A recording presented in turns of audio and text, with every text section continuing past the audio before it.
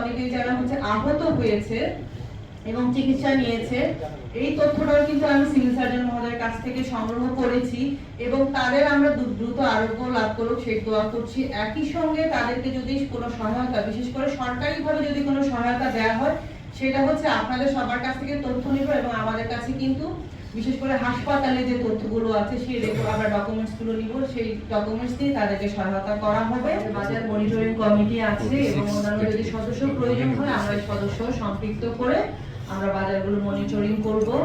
একই সঙ্গে যেহেতু এখন একটা আমাদের যে অন্তর্বর্তীকালীন সরকারের প্রধান যে নির্দেশনাগুলো দিচ্ছে, সেই নির্দেশনার আলোকে আমরা সবাই একসঙ্গে কাজ করব এবং আপনারা আমাদের যে যারা ছাত্ররা যারা আন্দোলন করেছেন, বৈষম্য বিরোধী ছাত্র এবং জনতা যারা আন্দোলন করেছেন, তাদের সাথেও কিন্তু আমি বিভিন্ন টিমে বসেছি।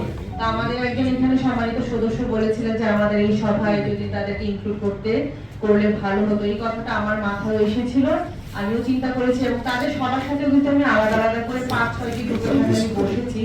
তো বসার পরে যে বিষয়টি আমার মাথায় এসেছে এবং তাদের কথার মাধ্যমে আসলে এসেছে সেটি হয়েছে যে তারা আসলে তোমরা এখানে কেউ বলতে পারছে না যে কে কমিটিতে আছে, এটা নিয়ে তাদের মধ্যে একটা ঝামেলা আছে।